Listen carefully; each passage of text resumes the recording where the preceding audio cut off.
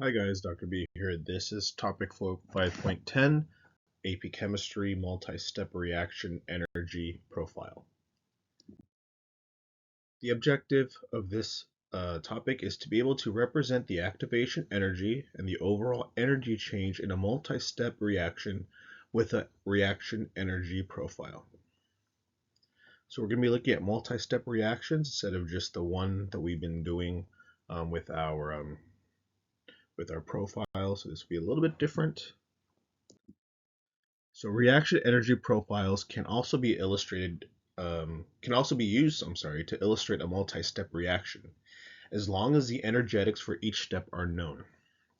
In a two-step reaction, two transition states need to be shown. If it's three-step mechanism, you need to see three transition states.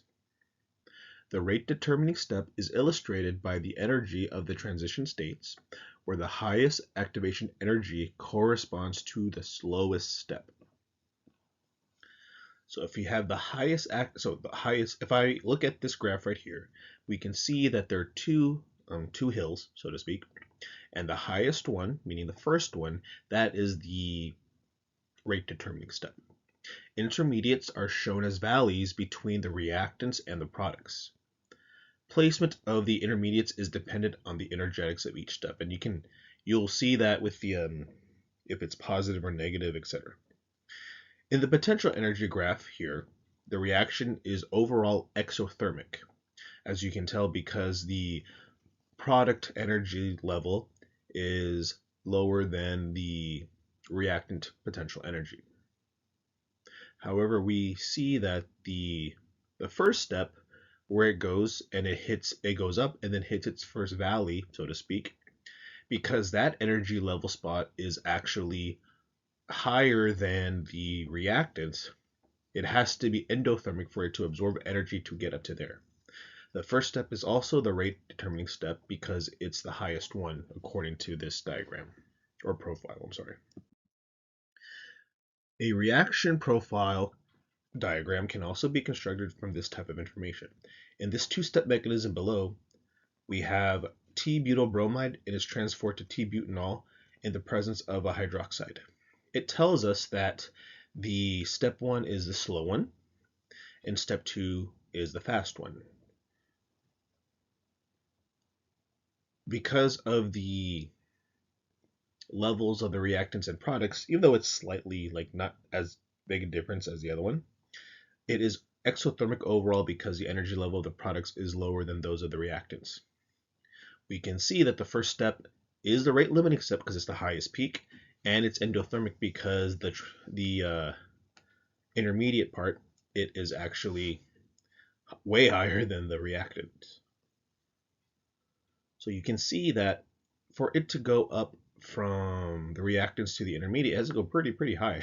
The delta H is actually a positive 90 kilojoules per mole, so it needs to absorb energy for this to happen. And then from there, it will drop down math-wise. You'll end up with negative 100 kilojoules per mole for the second step. Sketch a reaction diagram for a three-step mechanism that is exothermic overall. That means we know that our reactants are going to be higher than our products. It doesn't really specify which one's the rate limiting step, so we don't have to worry about that necessarily. So our reactants need to be higher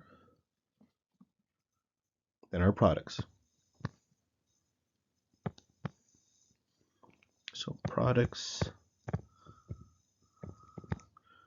reactants. So it has to go up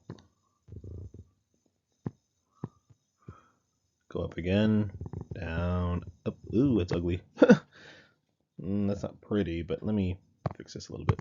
I'll have to redo it now. All right, never mind. All right, let's go up, down, up, down. God, it's really bad. Anyway, all right, so there's three steps. That means if in a three-step reaction, you need three activation energies because there's three reactions occurring. So this is my energy activation 1 for my first one. My second one will be here. my third one's here to here. It's not beautiful, but let me actually make this. Not to redo it. I don't want to. Well, let's say hypothetically, it's right there. That's close enough. Okay. 3-step mechanism, overall exothermic. On this graph below, illustrate an endothermic reaction that proceeds via a 3-step mechanism, and the second step is the rate determining one. So we have to label our axes in case it's not labeled.